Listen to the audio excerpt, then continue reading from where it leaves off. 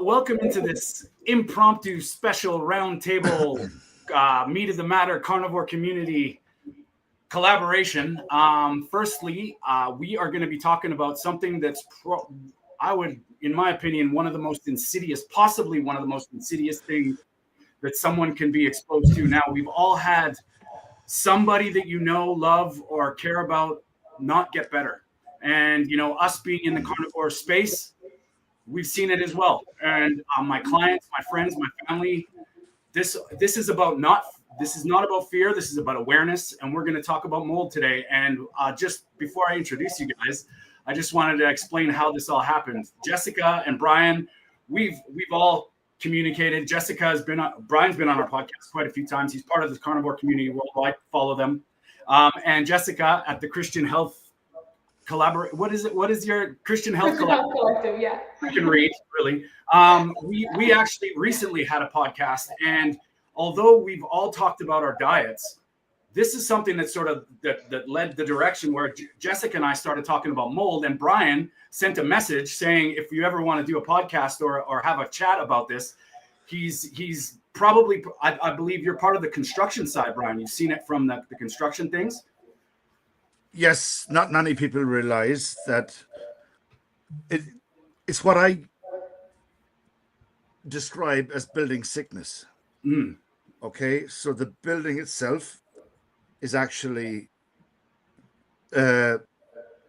contributing to your bad health. Yeah. So yeah, I can go into the depths of that, and that's what I'm going to do here, and that's why we got together on this. Yeah, not many people speak about this. It's no. I call it building sickness syndrome, and not enough people know about it. People think it's just leaky pipes and stuff. It's not. It's more than that. It's much more than that, and we'll go into it later. Indeed. And I just want to shout out to Mark and Victoria at Carnivore Evolutions, because Mark really put this together. But yes, he did. He even said, he's not really known about this. So he's like, let's let you guys have a conversation about it, because it's something that I came across this years ago, and it was just it just kind of crossed in. It was a conversation with Evan Brand. I don't know if you ever heard of him. I don't know how active he is on social media. And then I ran into the chronic inflammatory response syndrome with Judy Cho's done a lot of work about this.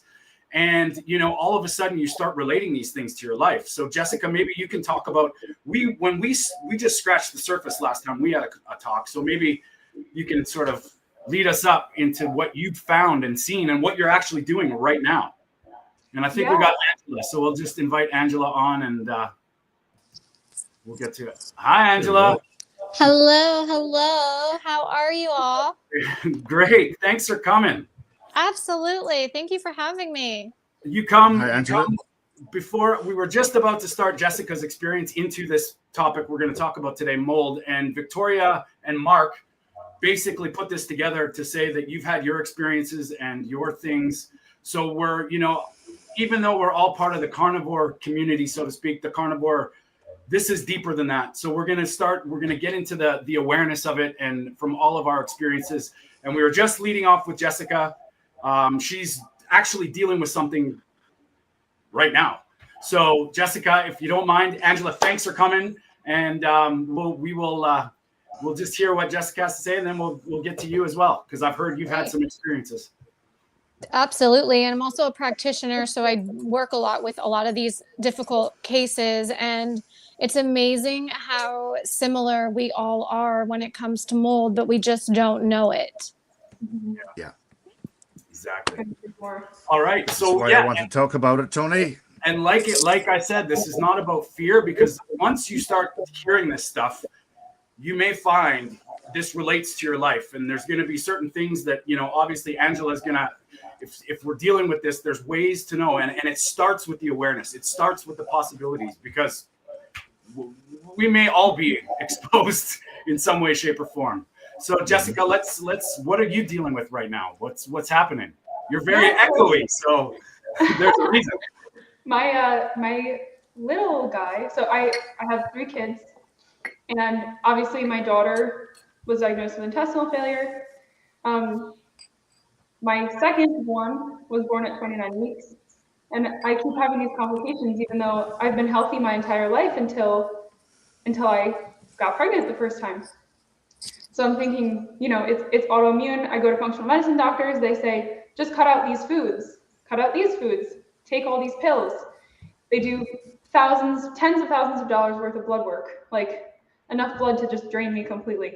And all of these tests, and we're not getting still to the root cause. And I think this is another topic, but functional medicine doctors sometimes can act a lot like MDs, and they just want to throw pills and tests at you, but they're still not getting to that root cause. So when my third son, when I was pregnant with him, I started having contractions at 16 weeks. And I was terrified because I was going into preterm labor again. And obviously was very scared, didn't want to lose him. So I opened Becky Plotner's book, the GAPS baby book, and it says preterm labor is a magnesium deficiency. Okay, well, why am I so magnesium deficient? Can't understand it, right? So I take magnesium every single day for the rest of my pregnancy. And if I miss a day, I start going into labor. Wow. And I have to get in the tub with a magnesium bath to like soak it in through my skin.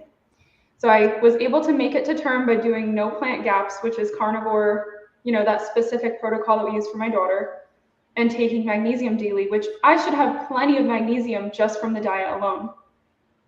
So after that, we're staying in a rental. We don't know what is up. It's not our living space. And Teddy is my little guy. Teddy has eczema head to toe. I'm like, I did everything right. I was carnivore my whole pregnancy. Took iodine, magnesium daily, every single thing you could possibly recommend in the natural health world for an ancestral pregnancy. Why is this child, and I'm breastfeeding him, he's not on formula. Why is he having eczema? And as he's growing, it's getting worse. And he's so inflamed. He's wearing gloves on his hands. He's itching his skin and just bleeding and oozing. It was horrible to watch. And his nervous system's messed up. Then I start having nerve pain, deep nerve pain. Like if I would go to open a pickle jar, for example, my hand would throb and ache. And I'm like, why am I so inflamed? Mold never occurred to me, never once. I just thought, that's stupid, to be quite frank, because there's mold everywhere. We live in mold in the environment. So how could it possibly have this profound of an effect? Just didn't even cross my mind. And I said to my husband, we found another GAPS practitioner, and she was a mold expert. And she was like, you need to get out of the place you're living. So we left. And within days, Teddy started getting better. Now, he was at the point where he was having anaphylactic reactions just without eating anything. So he would just start rubbing his face and he would go into full-blown anaphylaxis. His eyes were swollen all the time. His lips were swollen all the time. Very, very swollen. You couldn't really see his eyes. And we thought that's just how he looked because we had lived in this place. So as we were moving out, we saw mold coming out from behind the walls in certain spots. And you think, how damp and infiltrated does a place have to be to have mold coming through the drywall? So that was almost a year ago. And Teddy looks fantastic. He's pretty much healed head to toe. We moved by the ocean. So he is going to the beach constantly and getting all of that sunshine and salt water, which killed him. But one of the protective things that I was doing that made me sick when I stopped was I was drinking milk kefir every day, and homemade because I make it for my daughter. I was drinking a quart a day, my whole pregnancy with 12 egg yolks. And that was keeping my inflammation to zero. I had no inflammation throughout my pregnancy and when he was first born. Then I realized he was anaphylactic allergic to milk because milk protein and mold protein look very similar. So when I stopped drinking the milk kefir, I started having all the same symptoms as him. I mean, raised rashes on my entire body, like hot skin, itching till I bleed, all of the same things that he was having, even though I was still carnivore. But I didn't have those probiotics to keep the mold out of my system. So now we're still working on healing. He's still breastfeeding. He's very allergic to most foods. But the one food that is totally safe for him that he loves is lamb heart. So we special order grass-fed lamb hearts by like the box online. And that's what he eats most of the time, lamb heart and lamb tallow. Lamb is generally easier for kids who are very sensitive. And since then, I've started working with so many of my clients who are coming in who have been no plant gaps for some of them up to 10 years. And they're still having psoriasis or other skin issues. And I'll say to them, have you ever considered mold? And they're like, oh yeah, I have mold in my HVAC system. Yeah, there's mold in the basement. And it just opens up this can of worms, right? But you don't know unless you've been through it or unless you've seen it. And even the naturopath that we worked with before, it didn't necessarily occur to her right away that it could be mold. But I think anyone who's having particularly skin issues, mood disorders, brain fog, those are huge red flags. And inflammation that's unexplained. Huge red flags that something deeper is going on, and it's probably environmental. Because our bodies were made to heal. God made them that way, right? Like everything that we need, if we give ourselves those ingredients, we are going to heal. So if you're doing that and it's not happening, you have to look at your environment. Well said, for sure. Absolutely, yeah. I think I have an echo going on here. That might be on my side. Is it okay? me? Angela, let us know. You specifically work with this kind of thing? I do. I work with this, but I've also went through this. I've been working with this for over 10 years. And then 5 years ago, I learned that I had it. But for me, and what I see is that it's not just the mold. There's also often underlying infections like chronic Epstein-Barr viruses, Lyme disease, co-infections.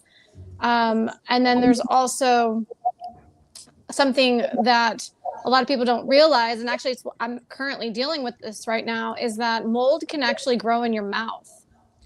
And my mold toxicity did start within my environment where I was living at the time. But what I didn't know was that from breathing in the spores, there was black mold growing underneath one of my crowns from where I had a root canal. Whoa. And so once that goes into your mouth, because I mean, these spores can go anywhere in your body. If they can go into your tissues, they can go into your cells, into your joints, into your brain, they can go into your mouth. And then when it gets into the mouth, each tooth is connected to a different energetic meridian in holistic dentistry. So once that gets into your bloodstream, I mean, you're going to get a chronic inflammatory cascade. And then there's the next part, because see, a lot of people that have mold and Lyme and these underlying infections, they also don't realize that they are genetically disposed to this, and they have something called CIRS, chronic inflammatory response syndrome, which is basically a genetic disposition that enables or disables your body from being able to detox efficiently. And then you combine these genetic variants like COMT, MTHFR, and other genes. And so when you're exposed to these spores and these toxins, and the body can't regulate them and get them out, you're just going to create more and more sickness. And it can affect every system in the body. It affects our endocrine system, our nervous system, our digestive system, our joints. And so often when I see within myself, because I struggled with neurological late stage Lyme disease, I struggled with mold toxicity, and then I also had Babesia, Bartonella, and I found out later that I had CIRS, and that's why for me it was so bad, because my genes did not allow me to heal. And so it is a constant battle that even though I might be in remission and like living my best life, I struggle with, because I never know when I'm going to get exposed with something. And going even further than that, something that I see all the time, including with myself, is that, you know, mold and these infections can cause something called mast cell activation syndrome and histamine intolerance. So, you know, I really relate when, you know, you were saying your son goes into anaphylaxis, because I was going into anaphylaxis multiple times a week. Before I was carnivore, I was losing foods left and right, including like everything. I mean, I was down to 89 pounds. So it was, you know, it was like, what do you do in that moment? And I had to really understand something like how to incorporate non-aged meat in my diet. So I started partnering with this farm called Billy Doe Meats, and their meat is what healed me. Like, because I only ate their lamb, goat, and veal because those animals don't require as much hang time as beef. Exactly. And I see this with my clients too. And I even have a group on Facebook called Histamine Intolerant Carnivores, because, you know, it's so true. When we get this bucket, our histamine bucket gets so full because it's filled with all these toxins. It just takes one little thing to set off our nervous system, which puts our whole body into a cascade inflammatory state. So, you know, and then you got to look even deeper than that. It's like your relationships, your nervous system, what are you know, your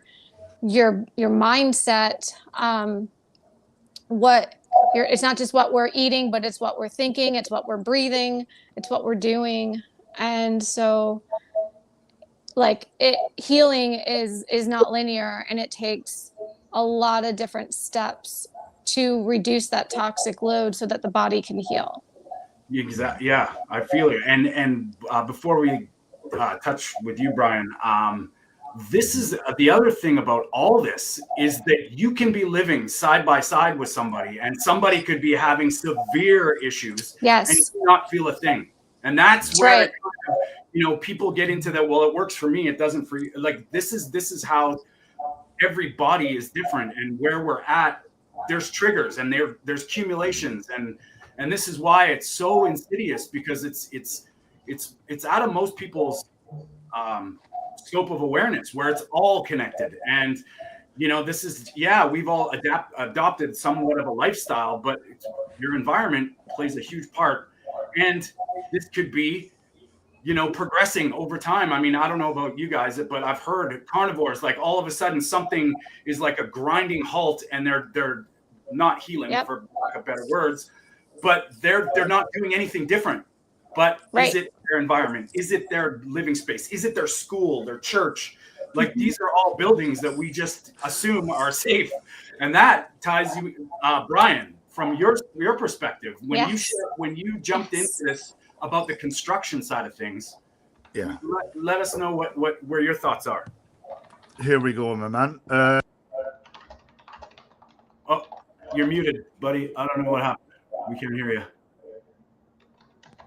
Oh, sorry. I hit the button on the mic. Sorry. Yeah. Angela and Jessica, we heard your effects side of it. I'd like to talk about the cause. And not many people know about this. It's something I've studied for years. It's building physics. It's how mold actually grows. And yeah, I set up a business even years ago, back in 2008, I think it was, in order to counteract what I call sick building syndrome in older houses and stuff like that. So many people have suffered from this. It causes so many issues for people. Asthma and everything that you guys named, a lot of it comes down to mold toxicity and you know, the micro particles in the air that come from the mold. And I discovered that it was so easy to counteract. You know, yes, it costs a bit of money, but I realized that by understanding how condensation happens in the house and in the home, for example, you take a cold, I used to use a can of Coke for an analogy, but now a bottle of water. You take a cold bottle of water out of the fridge. There you go, Tony. Yeah. You do that, during the summertime. You take that out of the fridge and you put it on your table for a few minutes. You're going to get water dripping down the outside of it. Where did that water come from? That water came from condensation in the air. So people don't realize that condensation builds up inside a house very, very quickly, right? It's the steam from your kettle. Even your own breath creates condensation inside a home. There's a statistic that says that a couple in a bedroom at nighttime can create up to 9 liters of water in the air in that house. Okay, yes, that's unbelievable, Jessica. I saw your reaction there. It's crazy. Yeah, it is crazy, and people don't realize it, right? So there's all this moisture in the air in the house, and then especially if you live in a colder country like I know Tony does. I'm not sure where the rest of you are from, and I'm from Ireland. It's pretty cold during the winter. I live in Denmark now, and it's still cold here, but you've all this condensation inside a house, and if it's not properly ventilated and the house isn't properly insulated, then these condensation points inside the home create areas where mold can grow. So I'm sure you'll often realize that where mold grows is in corners, or it's behind walls where there's darkness. Actually, mold does not like light, so it's behind stuff, right? It's around your windows, it's around your doors. Yeah. Mm-hmm. You're all nodding your heads. You can see what I'm talking about. Yeah. And it's because the building itself isn't designed to properly insulate. Anything that was built before, let's say, 2000 doesn't have the correct physiological stuff to actually prevent mold.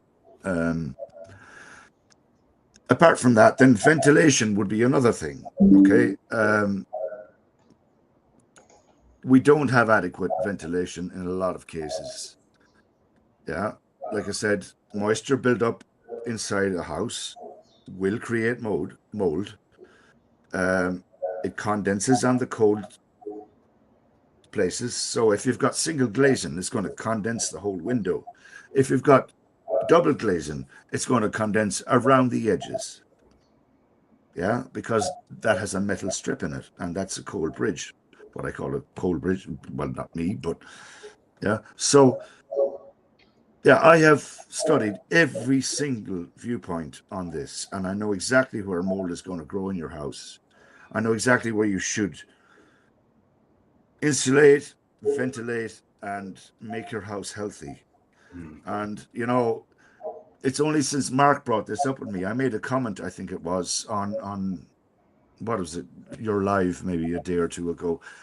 I made a comment, and Mark pulled me up on it. He says, "You got to talk about this," and it's so I'm really just jigging this around in my mind. Maybe it's something I can get into, is to discuss more with people about how they can actually get around this. It's not as difficult as you think. You don't have to get rid of your house. You just need to improve your house. Well, I think, Brian, like what you're basically saying is like it's something to, like we mentioned before, but it's something to be aware of. And I would have to pose the question. It's probably there. You just don't see it if your house isn't built properly, right? And that's something that we all have to grasp and understand. It might not be the mold you see. Exactly. Tony, I've ripped apart houses over the years. Like I said, I had a renovation company for a while. I actually specialized in renovating historical buildings and all kinds of stuff, and upgrading them from for energy efficiency and all kinds of stuff. I did private houses, I did apartment buildings, I did all kinds of things like that. To insulate them properly, to make them airtight, and to give them proper ventilation. And it's about controlled ventilation. Okay? People used to say to me, "Oh, you're making the house airtight. How are we going to breathe?" You control the ventilation. That's the answer, right? So you can use heat recovery ventilation. There's a number of different systems that you can put into the house, or depending on your budget, you can manage it. So yeah, mold. I mean, my God, I have seen so much of it. I've ripped apart buildings that are absolutely, I mean, the wall is just like a tree fanned out with mold. It's just unbelievable. And these people were living in these houses and very, very sick. And this is all adding up for me at the moment. Since I went carnivore, I guess I got blindsided a little bit from it. But hearing your stories and everybody's issues with mold, I need to start speaking up about this more. Yeah. It is a preventable problem, or not preventable, but what would you call it? Somewhat controlled. Rectifiable, maybe is a better word. It is rectifiable. You don't have to move house. You just need to renovate a little bit. Well, there was like we'll get into some of the, like, maybe Angela, you can touch on some of the. Let's get into some of the signs that the body's giving that you may not realize is going on, and it's what to sort of, like, what are the symptoms that you've seen? Let's talk about that, because that's kind of something we can get into. Absolutely. Low blood pressure or high blood pressure, migraines, vertigo, dizziness, fainting spells. I had fainting spells where I was fainting like 15 to 20 times a day. My blood pressure was really chronically low. Something else I see a lot is people that think that they have MS or lupus. It's like the great imitator, and then we find out that it's actually mold toxicity or Lyme disease. I always say, like, Lyme might load the gun, but mold will pull the trigger. So the mold will just pull the trigger on any systemic autoimmune flare-up. Another thing that I see is weight gain and hormonal disruptions. And that's actually kind of, I'm going through a little bit of that right now currently, because since I healed, I decided that I'm going to go live my best life and travel and do all these things. And I'm not taking my binders, and I'm not, being cautious. And now my hormones are struggling a little bit. And I'm like, can't seem to lose a pound if I tried. So I see that a lot in people, like weight loss resistance and slower metabolisms, and thyroid. Thyroid is huge. Like, I feel like thyroid is one of the biggest things, because so many people think that, the carnivore diet or not eating carbs is lowering their metabolic state. And I'm like, no, you're probably being exposed to mold, and that's what's destroying your thyroid. The carnivore diet's keeping you going. Yeah. But, people only want to hear what they want to hear. But, and then hair loss. Hair loss is a big one. Dry skin, changes of taste in the mouth, food sensitivities, mast cell activation, histamine intolerance. And I see a lot of joint pain, back pain, brain fog, and OCD, a lot of OCD with mold people, hyper anxiety and mood disorders. It's fair enough to say all symptoms are possible. And absolutely. And that's absolutely. And when I'm talking to people or helping people, you often come across, we said it before, I'm doing everything right, but there's a cause and effect. And if something changes when you've been doing the same things, and you've had, whether it's a healing thing happen, but then your body gets put back in a situation and you haven't changed anything, these are things to think about. And Jessica, when you're talking to people, or when your clients or the people that you're talking to about this, how quickly do you test for mold or check for mold or ask about this now? Just probably like Angela, it's one of the first things that I think about, especially I work with a lot of families who have children with autism, and if the autism is resistant to the GAPS diet, I know there has to be mold. And then other symptoms like mold rage is a really big one, nerve pain, and other symptoms that we associate with autism, like sensitivity to light, sensitivity to sound. People have severe issues regulating temperature, which all of this comes down to different nutritional deficiencies that get depleted because the body is working so hard to get rid of the mold. So the magnesium deficiency I spoke about earlier that I had, that was causing preterm labor. That was also causing nerve pain in my body. I have clients who cannot regulate temperature and they need to be 55 degrees or lower or they will faint. That is from magnesium deficiency. So you see a lot of, when I see these red flags popping up, I almost always know that this is what it is. But I think just like Brian was saying, you can fix the home, you can also heal your body, and you can create a very resilient microbiome without, by keeping things very simple. But I think one thing that we overlook in carnivore a lot of times is probiotics. And I am not a fan of probiotic pills. I think they're largely useless. But thinking about traditional probiotics from an ancestral point of view, so my clients have had great success, even some of them without leaving their homes, because they just simply couldn't afford it, by introducing milk kefir, sauerkraut, fermented vegetables, beet kvass, whatever it is that they tolerate. Now, a lot of them are no plant. So your only options, if you don't have plants, will be fermented dairy. So yogurt, sour cream, kefir. Keep in mind, it has to be 100% homemade.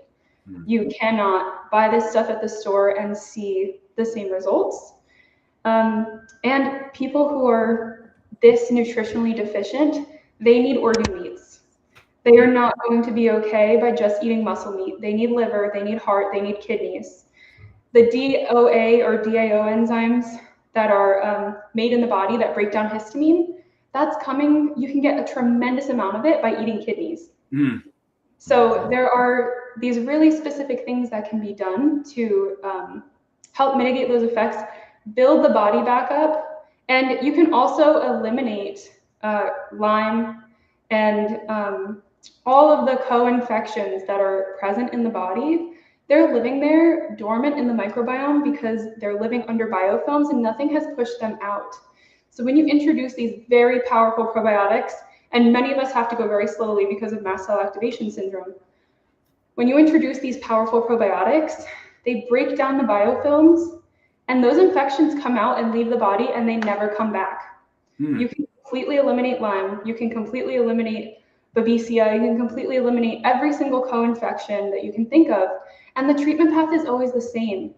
So people don't have to spend thousands of dollars to go and get tested for all of the co-infections. They can simply work.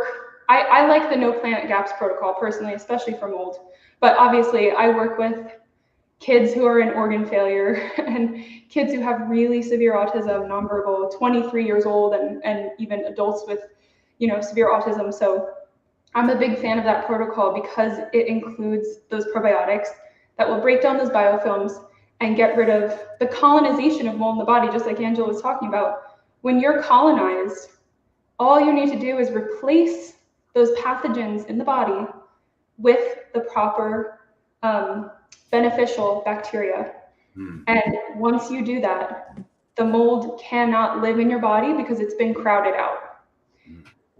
And I think a really important thing to realize here, and I think we all could agree on this, is like in a perfect environment, in a perfect ancestral environment, all things created equal in a human being living a human way. It's different now. The modern day, whatever your environment is, whatever your lifestyle is, there's stuff that you may have to do to mitigate that. And carnivore might not be enough. Like, that's the thing where all these toxins and chemicals, I mean, we haven't even scratched the surface on forever chemicals and all the stuff that we're exposed to. These are just accumulating.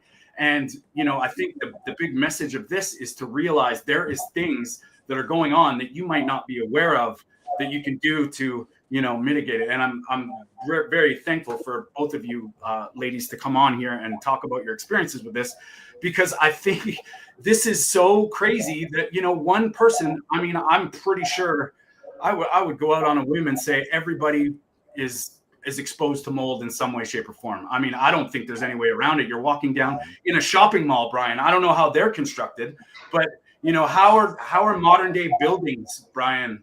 How are they? What do they even think about mold when they're constructing these things? Or modern day, Tony, is slightly better. It's those that are living in older buildings that have the issues. Like I said earlier, I think it was anything before 2000 is a sick building. I'm certain of that. Like I said, I've studied the physics of how you know, air moves inside a house, how it transverses through the walls of the house, how the insulation works, how the ventilation works, how, you know, the heating system works, how it all works together within a home. So you think of your typical day, if you've got a family of 3 or 4, let's say, for example, you've got a couple of showers going on, you've got a kettle boiling a few times, you know, you've got all of these things happening, maybe somebody cooking some stuff. You've got all these happening, and it's all creating moisture in the air, apart from the fact that they're all breathing, which creates moisture in the air. Like I said earlier, people don't realize that a couple sleeping in a bedroom at night for 8 hours creates close to 9 liters of water in the whole flipping place. It's unbelievable, and people just don't get it. And I'm going to teach you a little bit about what we call, it's called the condensation dew point. So you've got a basic wall in front of you, an external wall of your house.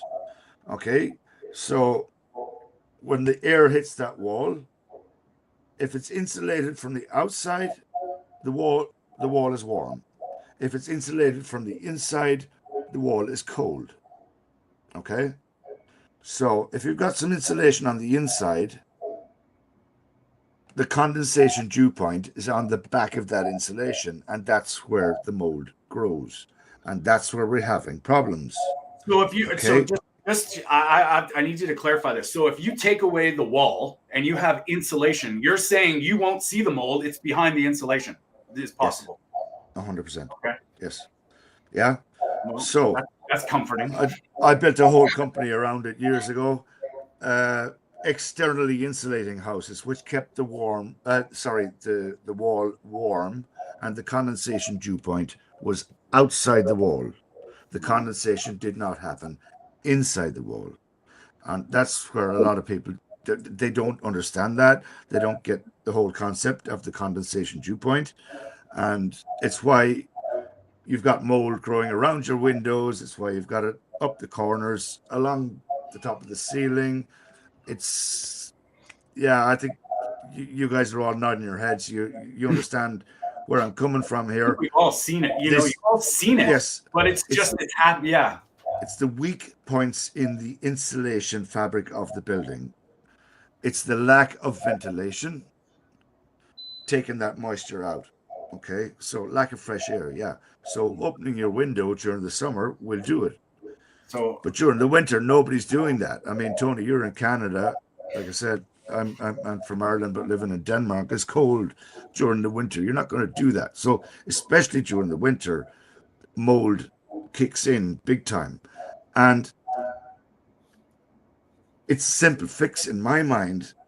Okay, it costs a little bit of money, but if you're renovating your house anyway, yeah, you know, if you're doing up your house and you want to make it healthy, you know, I think it's something I might take up, Tony, to be honest with you, based on this conversation. I might take up I would buy your course for sure. Yeah. I might take this up as a kind of a consultation thing for people that are renovating houses. I only thought of this today when Mark brought this up yesterday, and now we're all of a sudden doing a live on it. And I think that possibly it could be an avenue I might go down. Nice. Is to help people to renovate their houses properly, remotely, help them in some way. With a hunter-gatherer mindset. Yeah, exactly. But yeah, the construction hunter-gatherer. Yeah. I don't know. Just living in huts made of mud. I would. Yeah. We'll all be in caves and huts by 2030. Yeah, but they'll be warm. They'll be warm, Tony, and they won't. Can I ask Brian a quick question? Is that okay? Yeah, absolutely. Sure. Yeah, Brian, I'm wondering, I've seen a lot of people on Instagram who are building traditional houses using, I think it's lime, or some type of lime plaster for the walls. How much more expensive is it to build a house the traditional way, a hunter-gatherer house, than it is to build the modern way? And do you think that those techniques are actually effective in preventing mold, or those materials? That's a very good question. I have to think about that for a second, but I think there's a lot of fluff about, this whole green building thing. I think it's a lot of fluff. People build houses out of hemp and all kinds of stuff. And cost-wise, I'm not sure. I haven't done cost comparisons on them. Okay. Health-wise, I think, yes, if you're using natural materials, it's going to breathe better, basically. But I'm guessing it's going to cost quite a bit. I have, a number of different methods in my head, and they would be definitely more cost effective and just as green, if you want to call it that. That would be simpler and easier to do for sure, and definitely more cost effective. Yeah, because you got to hire a bunch of hippies with a caravan to build those ones. It sounds like fun. That's pretty good to me, man. I don't know. I assume that the houses probably can't be as big too, right? Because they can't be constructed in the exactly. same way. Look, you got to kind of meet it in the middle, I think. That's my opinion. You don't need to go all out, completely kind of caveman shit. Well, I think there's two sides of this. There's the prevention, and there's the what you can do if you are, right? And I think that's where Angela and Jessica come in, because I'd love to have enough money to live exactly the way I want, and everybody on this earth is trying to do their best. So I think you gotta. This is the reality of it. But middle ground. If you guys don't mind, I put together a couple slides just quickly with this, and Angela touched on the chronic inflammatory response syndrome, and I know Jessica wants to talk a little bit more about the microbiome. So I'm going to put this slide up, and basically, this is a very general, quick, forgive the untechnical, we just put this together. But I think what Angela was touching on is, we have the symptoms, and we have of what this chronic inflammatory response syndrome is. It's very cyclical, and once you get caught in the loop, this just keeps reinforcing itself. And Angela, what are your thoughts? Maybe you can walk us through, because you've been exposed to a lot of this stuff and what's kind of going on. So when we test for SIRS, when we get tested for SIRS, they test you for something called your haplotype or your HLA gene.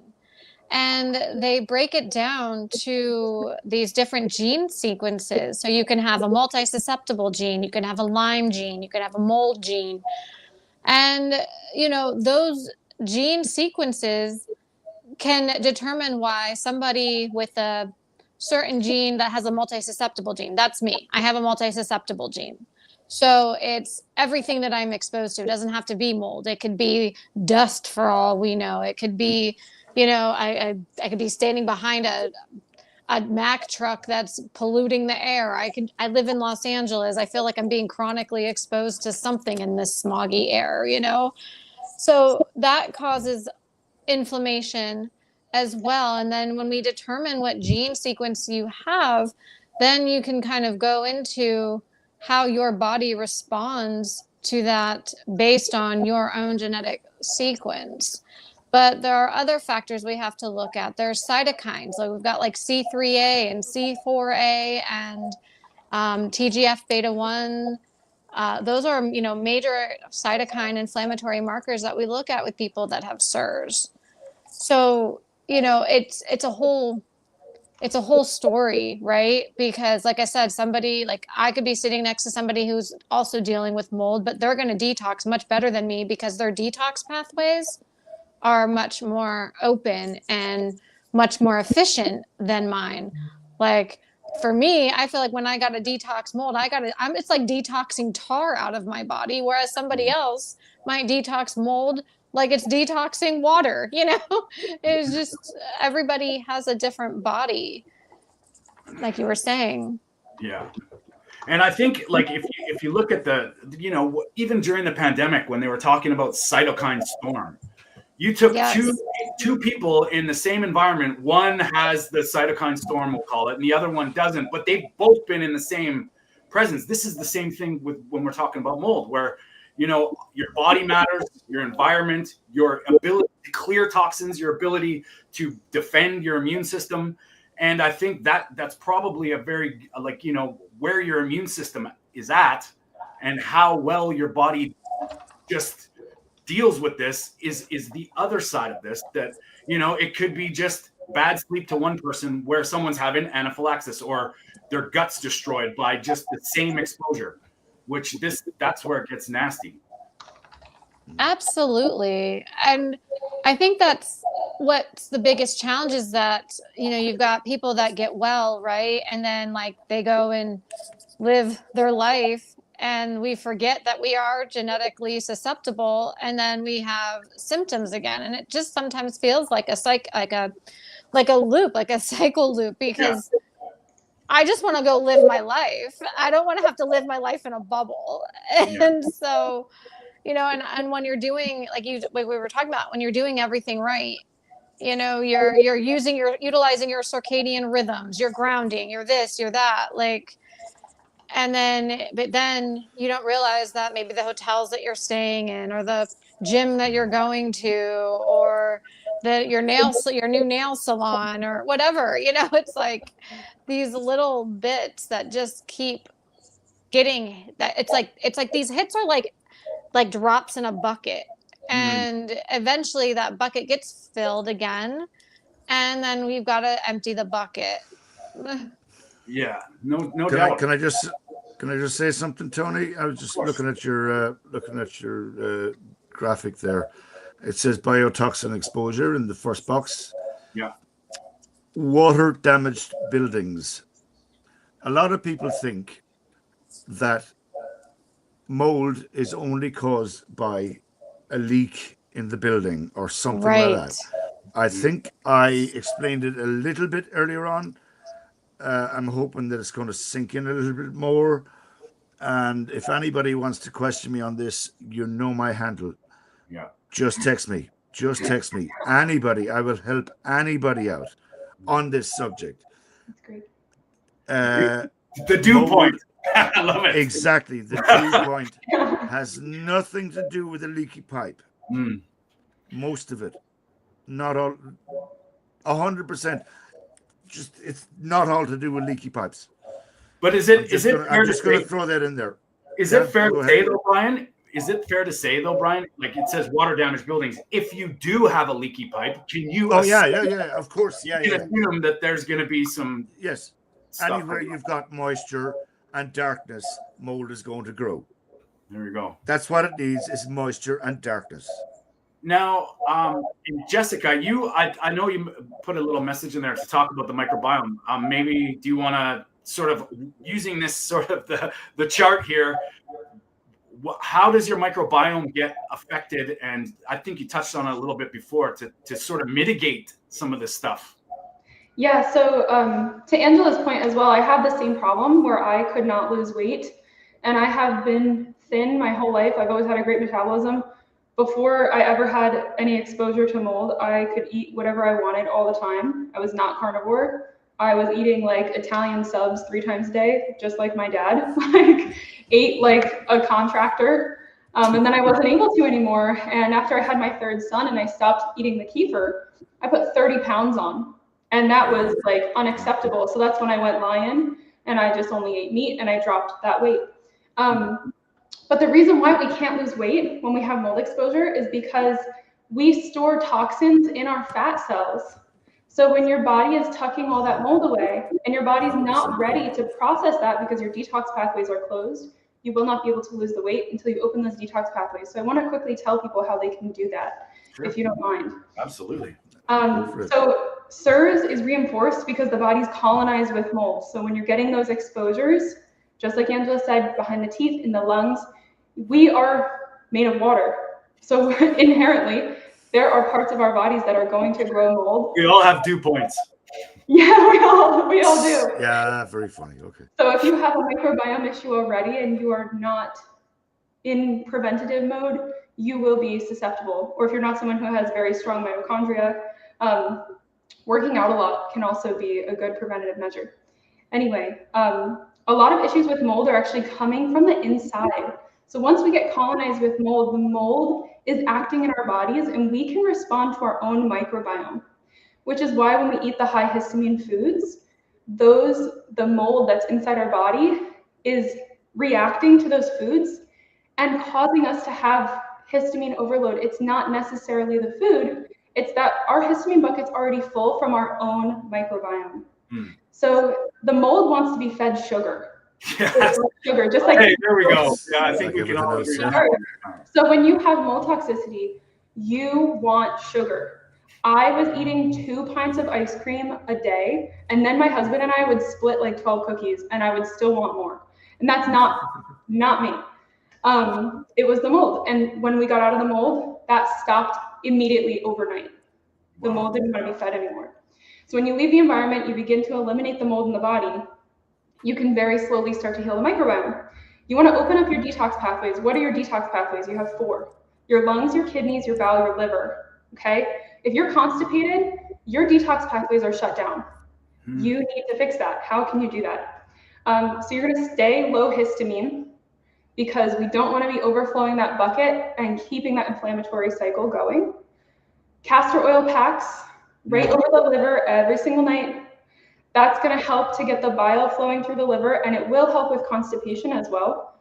Sunshine is a mast cell regulator. It will help to reduce your histamine responses. Now, when it was summertime and Teddy was in the sun every single day, he could eat whatever he wanted. Now that it's winter, we have to keep him lamb only. He could have beef in the summer. So we're seeing that cycle with him. If it's not summertime, you can do red light therapy, of course. I recommend a high-powered red light straight on the liver if you're an adult for about 15 minutes a day, 15 minutes straight. And then for kids, 2 to 3 minutes. They really don't need that much time. That will also help you sleep because when your histamines are going crazy, your liver is upset, you can't sleep at night, especially between that 1 to 3 window because that's the circadian rhythm when your liver is the most active. Enemas and coffee enemas. No one likes to do enemas, right? They are terrible.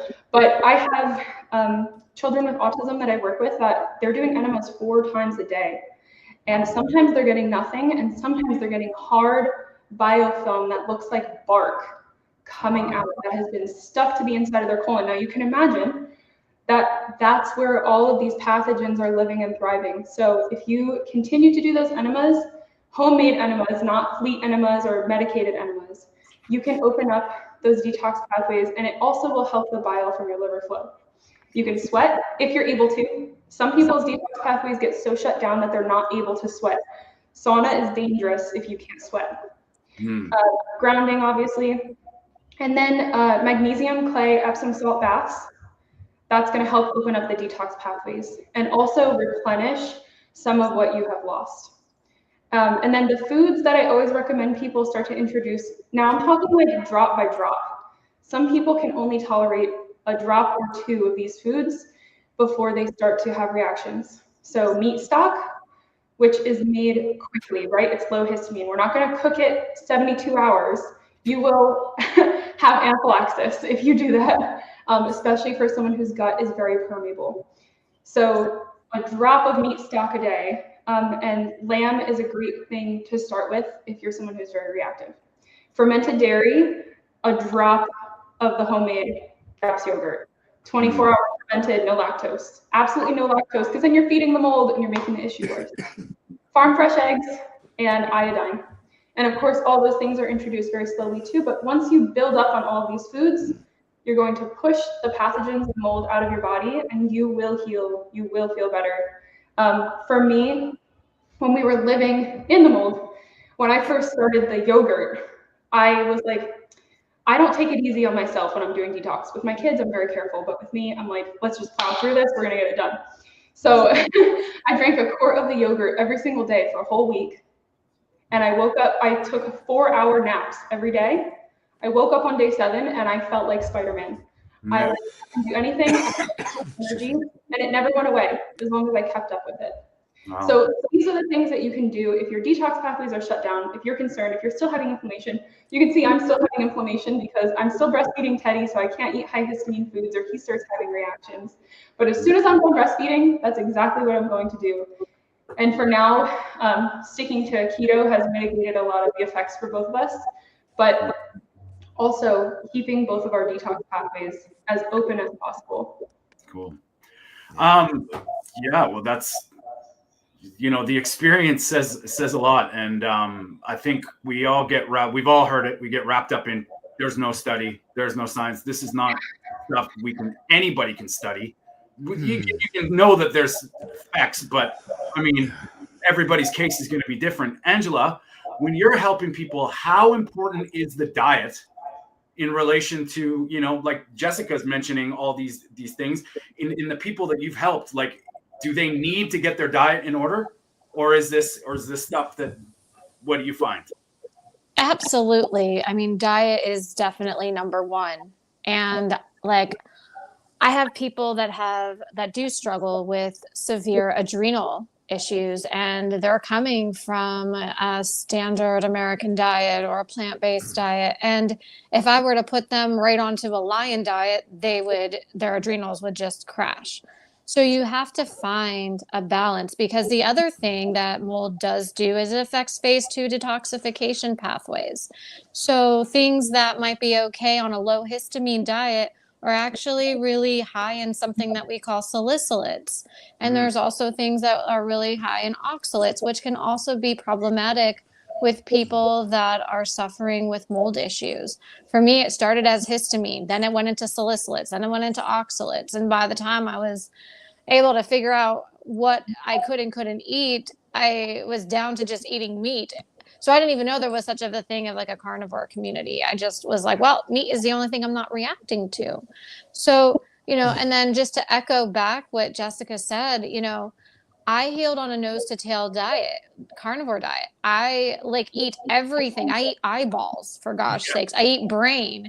You know, I eat heart, kidney, sweetbreads, because, you know, kidney and sweetbreads are really high in the DAO enzyme. And a lot of people that are sensitive, they can't take supplements. Yeah. So, you know, like, so you've got to find ways that they can do things efficiently, like, you know. And so, you know, when we go into like the detox pathways, like dry brushing, for example, and the Epsom salt baths and the coffee enemas and the castor oil packs, those are usually much more tolerable with somebody with chronic illness than, you know, having them take a binder at first, you know, and have them take like a pill, because everybody reacts so differently. And like, for example, vitamin D, which, you know, a lot of people with these issues are very deficient. So you've got to find something else. So like, I've just been recently learning more about the Spurdy lamp, which is a vitamin D lamp. Yeah. For, you know, red light therapy, going out in the sun. I'm grateful. I live in Los Angeles, so I've got sunshine all year round. But I'm originally from Pennsylvania, you know, so PA right now is very cold. So You it's know? like 20 right now there. Yeah. So I live in Denmark. We have about 4 hours of daylight at the moment. yeah. That rain, damn it, rain. So I really do feel like, you've got to get the diet dialed in, and we all have such a different microbiome and diversity in our gut that we've got to figure out what works for each person. And so sometimes, like, I will focus on doing more of an animal based, and then we'll go into keto, and then we'll go into carnivore, and then we'll go into lion if needed.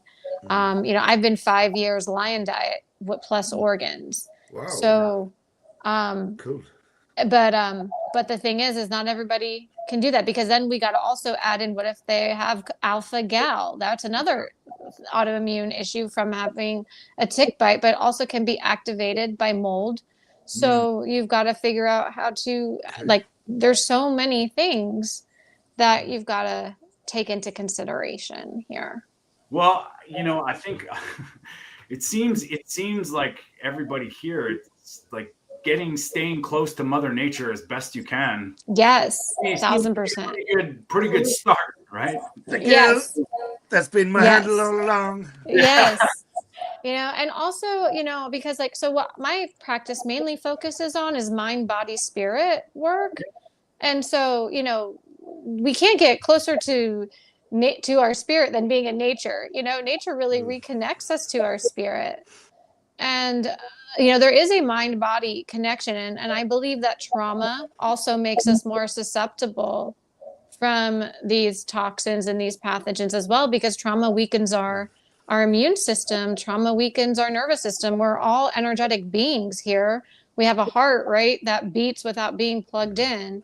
Our nervous system is our electricity. So if we've got things that are, aside from these toxins, but that are also very toxic to us, like negative emotions, traumatic experiences, that are also impeding on our spirit, that's also going to affect our body's ability to heal. Yeah. I think a big word, like, that's been coming into my awareness lately is alignment. And yes, me too.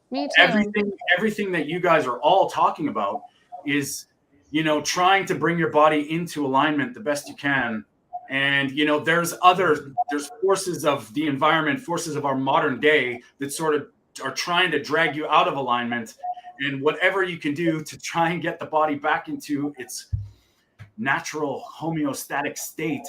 I mean, whether it's trauma, nervous system, mold, these are all very holistic modalities. And, we all kind of come from the carnivore as a good foundation. But like what I'm understanding from all you guys, sometimes it's not enough. You have to go that next level and understand that, it's all this stuff that's pulling you out of alignment, and the body wants to heal. I think that's the good news about this is you just, so it's a puzzle. And sometimes these are really tricky to navigate. Yeah. I want to talk about maybe what we can do. I know I've been recently with my clients and my friends and family, encouraging them to take a VCS test. I know it's not deadly accurate, but it's a good sort of baseline to sort of see what's going on.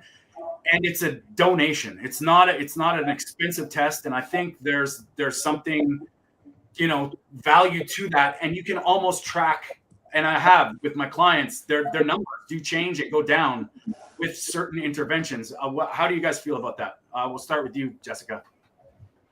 Yeah, I mean, I think you should definitely figure out if you have mold in your home somewhere, even hidden mold. To Brian's point, that's probably the most insidious type, because you think everything looks fine, so it must be fine. And that's really not the case. What I see is hidden mold more than anything. That people are reacting. I had one family whose child, they renovated the house and they built this big, beautiful bedroom in a beautiful, humongous house for their child. And what they realized was behind that wall was all black mold. And she had a very violent, severe form of autism, was completely nonverbal, and wasn't responding to any dietary measures. So the hidden mold is the biggest issue, and people should have mycotoxins checked. There's a group on Facebook called, oh gosh, I'll have to send it to you so I can. We'll put it in the description. Yeah. Yeah, they have a lot of great resources, and they also have testing you could do of the dust in your home that will measure the mycotoxin levels so you can see if you have hidden mold. That's probably a good place to start. And also take a look at your symptoms. Do your symptoms align with mold toxicity? Have you done the right things and still not been able to heal? I think it can be that simple. And I think it's okay to keep it simple for ourselves and for our clients. If you're looking at yourself and you're saying, I did everything right, and I'm still not getting better, or I'm still having really bad inflammation, then you probably can look to mold. Leave your house for a couple days. Live in a tent in your backyard. Yeah, go camping. Go camping. Definitely. Did I get better? Yes. Just make sure your tent's not moldy. Yeah, like I said, the second we took Teddy out of the place we were staying, he got better. So Yeah. And Angela, what do you want to sort of? Yeah. So I love the VCS test. I think it can be very, very helpful. But there is like a 5% chance that it's not effective as well. During one of my biggest flares, I had a perfect VCS test in my SIRS doctor's office. And then a couple months later, I couldn't pass it for the life of me. So we didn't really understand that, but apparently I guess that is possible.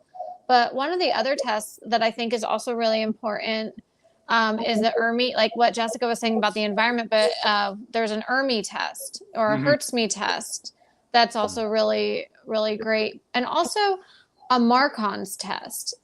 Okay. Marcon's is an antibiotic resistant staph infection that's in your nose. And a lot of people that are struggling with mold and have histamine issues often have sinus issues. Mm-hmm. And it's not that inexpensive of a test. I think it's maybe like $80 or something. And doing a swab in your nose can also determine if there's any mold spores up there as well. Awesome.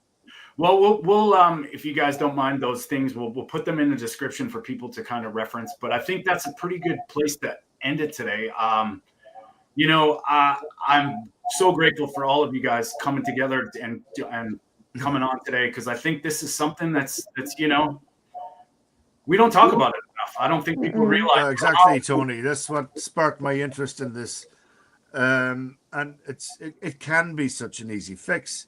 It's just that people in the construction industry really don't understand it properly. And that's maybe right. That's an avenue that I'm going to go down and try and help people more with. Yeah, definitely in a consultation way or whatever it may be. But it's just something that sparked my interest yesterday, I think it came up. And mold is affecting so many people. And I know how to stop that mold happening. Mm-hmm. So why shouldn't I actually flip and step in here and start talking about it more? So, we need you. We need you. I'm not familiar with the VCS testing and all that kind of stuff. I've just written it down. I got to study it because it hasn't affected me personally. Mm-hmm. What has affected me personally is seeing the homes that these people live in that gets affected by this. And that's what I want to help out with. As you know, Tony, I'm very active in this space. And I'm about to get a fucking hell of a lot more active. Sorry, you'll have to bleep that out, because this is something that combines two of my passions together. And thank you for having me on today. We got to say a big congratulations to Brian for getting his carnivore coaching certificate. He is qualified. He's a coach. He's ready to go. I love it. And, amazing. Congratulations. Congratulations. Thank you all. That being said, I do encourage people to realize that this is deeper than the diet. The diet is something you can control 100%. I think we're all in agreement about that. But there's sometimes certain things that happen that you have to go a little bit deeper. And like I mentioned at the beginning, it's not about fear. This is about awareness and just bringing it into your awareness that something may be possible, and not to mention someone you love or your life is part of may not be the same as you. Because I've dealt with some carnivore couples where someone's having a result and the other person is like, how is this happening? We're all unique, and these things can be very, So we'll just pass it around to let people know where people can get a hold of you. Brian, you want to start? Where do people? Yeah, well, how do they get a hold of you? yeah, I'm Brian Kelly. I'm an Irishman. I live in Denmark at the minute. Yeah, I'm known on Instagram mostly as Hunter Gatherer Mindset. It's a kind of an idea I put together about a year ago, whereby you go back to ancestral eating, grounding, sunshine. All of these things work hand in hand to bring us back to how we used to live in nature. And my handle seems to have worked out okay. I've got a little bit of a following, yeah. So I would say so. yeah, I've just spread it to Facebook and TikTok as well, and I've opened up the YouTube channel, but I haven't started posting there yet. So let's see how that goes. And yeah, obviously, I just got qualified as a carnivore coach. Well done. Congratulations. Jessica, any final thoughts? And then where do people find you, and how do they get a hold of you if they need some help? Yeah, well, I'm Jessica Roman, obviously. And I started out as a mom whose daughter was born with a terminal genetic disease, and we were able to heal her on the carnivore diet, specifically the no plant gaps diet, from intestinal failure. Her disease progressed very quickly, and when she was 2, she was diagnosed with intestinal failure. She is 6 now. She's been 100% on the no plant gaps diet for 4 years. So if you're an adult and you think you can't do it, my 6-year-old's been doing it since she was 2. No cheats. Cool. My website is chealthcollective.org. We have all Christian health practitioners to help people from a biblical point of view and talk through, healing from that standpoint. And all of my socials are C Health Collective. So YouTube, Instagram, TikTok. I think TikTok is C Health Collect because they limit. But yeah, I work with clients one-on-one. I'm a certified GAPS coach, and I mostly focus on intestinal failure and severe GI issues. I work with mostly kids and families. That's amazing. It's beautiful. And Angela? I love her story. Hi, I'm Angela, and you can find me on Instagram, TikTok, or YouTube as Meat-Based Medium. And I am an integrative practitioner, and I focus on helping people integrate different modalities that reconnect the mind, body, and spirit to help them find the root cause and teach them how to become their own practitioner. Amazing. And just before we say goodbye, I just want to once again thank you all for being here. But we've had an interview with Brian on our channel, and if you want to find out, if you don't know who he is on Instagram and all over the carnivore community, go to our YouTube channel and find our interview with him. We just we had an amazing chat with Jessica. Angela, I would love to have you on and get into some deep dive stuff about mind, body, spirit. I'm a big believer, obviously, in alignment. I love that. I would love that. I forgot to mention you can find me on meatbasedmedium.com as well. There I have a lot of all of my information about that. Well, I think we could probably all have talk for hours about this, and we didn't describe Jessica. We're gonna have to do number 3 because we didn't even talk about the sound factor, and I'm sure Angela would probably be about the frequencies. Oh, yeah. Yes, frequencies are so important because there's so many different hertz. Okay, are we going there? Yeah, I've got time. It's up to you guys. I don't want to waste your time.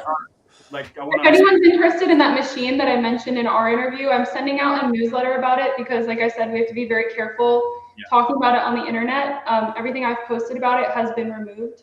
So the frequency machine that I use for my daughter and for all of my clients who are in intestinal failure, autism, all of that, I'm going to be sending out a newsletter. So at chealthcollective.org, people can sign up and they will get the information about that specific machine. And it's sound frequency and microcurrent, so electrical frequency as well. We're not going to mention it. That. We won't mention the name because we won't say it. Nobody wants us to know this stuff. So, but yeah, maybe we can do another roundtable. Let's do something, and we can talk about the other side of this stuff, where it's you want to talk about ancestral from the beginning. There was sound, and I would love that. Yeah. And I've been scratching the surface on this, not really you know, Jessica and I talked about our tinfoil hats, and there's a lot of stuff going on that you know, we kind of got to tread lightly. I mean, God forbid we say the C word and we can and you can heal from it. Then all of a sudden you get struck down, which is tragic and horrifying, but it's just the way it is. So we have to use these platforms to the best of our abilities. But wink, wink, nudge, nudge. What Jessica's talking about, this machine, is very real, and it's not a coincidence that it does what it does. So, but guys, maybe that's a great place to stop. I will reach out to all of you, get all your stuff for the description.